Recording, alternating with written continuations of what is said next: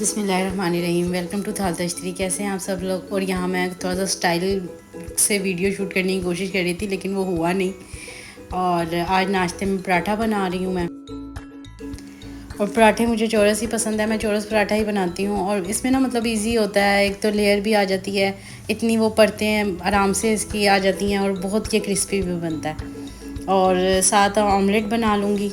जब आपको भूख लगी हुई हो ना तो फिर ये बेस्ट होता है कि आप पराठा बनाओ और साथ ऑमलेट बना लो। उससे ये होता है कि पेट भी भर जाता है, मतलब फुल फ्रिज किस्म का ये नाश्ता होता है। और फिर सारा दिन के लिए एनर्जी आपकी सेव हो जाती है कि आप आराम से बस नाश्ता करके आप अपने कामों में लगे रहते हो।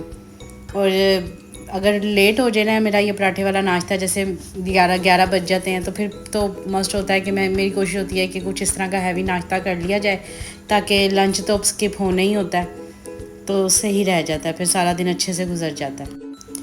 और चौरस पराठा तो मुझे वैसे भी पसंद है। छोटा सा बनाओ और आप घी के साथ और देसी घी के साथ तो इसका मज़ा ही अलग होता है। और मुझे ना इसमें से गोल पराठे से कम मेहनत लगती है कि इसको इतना मतलब गोल पराठे में आपको लेयर्स का ध्यान शायद रखना पड़ता है, या मेरी प्रैक्टिस इतनी ज़्यादा मतलब हो चुकी है कि मुझे ये ज़्यादा आसान लगता है बनाना। और इसकी लेयरिंग भी बहुत मज़े से बहुत अच्छे से आ जाती हैं इसकी परतें वगैरह ना। और मैं हमेशा लकड़ी के चम्मच स्पैचुला के साथ पराठा बनाती हूँ, इससे बहुत क्रिस्पी बनता है। और मेरे से पराठा वगैरह ना वैसे भी मैं स्पैचुला के साथ इसलिए बनाती हूँ, मुझे इजी रहता है, मेरे से चिमटे से हैंडल ही नहीं होता। और ये तो आपको देखने से भी लग रहा होगा पता है कि ये कितना फूला फूला बन रहा है। मतलब जब इस तरह पराठा फूलता है ना तो उसका मतलब यही होता है कि इसकी लेयर्स जो है ना बहुत अच्छे से पक रही हैं और बहुत अच्छे से आई हुई हैं। और पराठा रेडी हो गया तो फिर मैंने ऑमलेट की तैयारी कर ली। ऑमलेट के लिए मैंने टमाटर और प्याज पहले ही काट के रख दी थी। हरी मिर्चें मेरा दिल नहीं था डालने का, तो बस फिर हरी मिर्चें वगैरह मैंने नहीं उसमें ऐड की। और बस सिंपल टमाटर प्याज और बस मैंने काटा था और साथ नमक और मिर्च ऐड किया था। और सिंपल सादा सा नाश्ता जैसे होता है ना, वो बस मैंने बनाया था, बेसिक सा ऑमलेट। और यहाँ मुझे ऑयल थोड़ा सा घी कम लग रहा था, फिर मैंने इसमें थोड़ा सा घी ऐड कर दिया था। और बस इसको फिर मैंने दोनों तरफ से लट पलट के पका लिया अच्छे से। अच्छा, मैं ना थोड़ा हमेशा थोड़ा डार्क कलर का इसलिए पकाती हूँ कि अंदर तक से पका हुआ होना चाहिए ऑमलेट ना। मैं एग फ्राई तो हाफ़ फ्राई खा लेती हूँ लेकिन ऑमलेट कच्चा नहीं अच्छा लगता बिल्कुल भी, कि ज़रा सा कहीं से भी कच्चा रह जाए। उसके बाद मैंने गोश्त भुना था, मुझे आइडिया नहीं था कि क्या बनेगा। फ्रिज में 1-2 वेजिटेबल्स थी तो फिर बस टिंडे बना लिए मैंने। अच्छा, टिंडे आप लोगों ने कभी बनाए हैं हल्की हल्की ग्रेवी के साथ? हमारे घर में कभी कभी बनते हैं लेकिन अच्छे लगते हैं, सब बहुत शौक़ से खा लेते हैं। मतलब जैसी कौरमे की ग्रेवी नहीं होती, लाइट लाइट सी बिल्कुल, चिकन कभी अगर बनाए तो इस तरह के।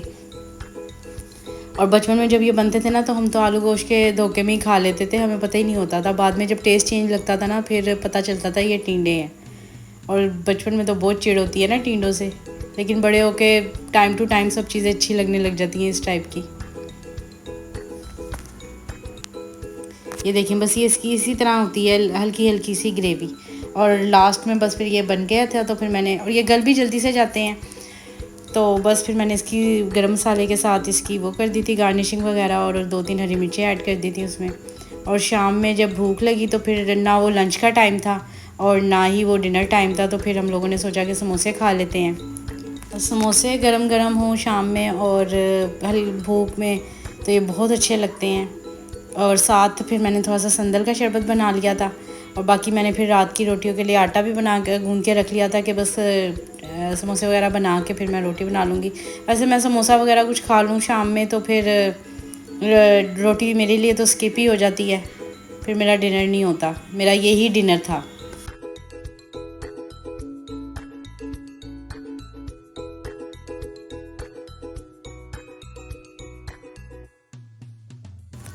और बस रात में फिर मैं आ गई थी रोटी बनाने के लिए।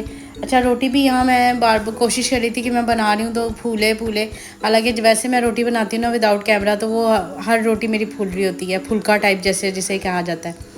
और यहाँ मेरी रोटी नहीं फूल रही थी, मुझे इतना गुस्सा आ रहा था तो मुझे हो रहा था, वो मेरी बहन मुझे कह रही थी कि तवा गर्म नहीं हुआ हुआ या चूल्हे की आंच नहीं ठीक। और मैं उसे कह रही थी कि नहीं, ये सिर्फ कैमरा ऑन है ना, इस वजह से हो रहा है कि अभी कैमरा बंद होगा ना रोटी फूलने लग जाएगी। और वही हुआ, मैंने कैमरा बंद किया, जो लास्ट रोटी बनाई वो फुल उसी तरह जैसी मैं बनाती हूँ ना, फुल्का उसी तरह फूल के वो तैयार हुआ था। और बस फिर ये खाने के साथ हम लोगों ने इसको रोटी के साथ इसको एंजॉय किया घर वालों ने। और अगले नेक्स्ट डे के लिए मैंने फिर दाल भिगो दी थी। अच्छा, ये छिलकों की दाल है, मूंग की छिलकों वाली, ये ओवरनाइट। और मैंने ना थोड़ी सी चने की दाल ली थी, इसके मतलब 1 कप शायद मूंग की दाल थी और साथ 1/4 कप चने की दाल थी। ये मैंने ओवरनाइट सोक करके रख दी थी। साथ मैंने फिर दही जमा ली और जमने के लिए रख दी। और फिर साथ ही मैंने ना ये कर दिए थे, इसमें गोंद कतीरा भिगो दिया था। पानी मुझे ना उसी वक्त ज़्यादा लग रहा था और वो पानी था भी ज़्यादा ही थोड़ा सा। और फिर आज मैंने कहा ये थोड़ा सा बचा हुआ है, मैंने ये क्या कहते हैं इसको, सरदई पाउडर बचा हुआ था। मैंने सोचा चलें अब ये भी बस ख़त्म करें, फिर बरसात शुरू हो जाएगी तो ये भी नहीं पिया जाएगा। चले जी, मिलती हूँ नेक्स्ट व्लॉग में। अल्लाह हाफिज़।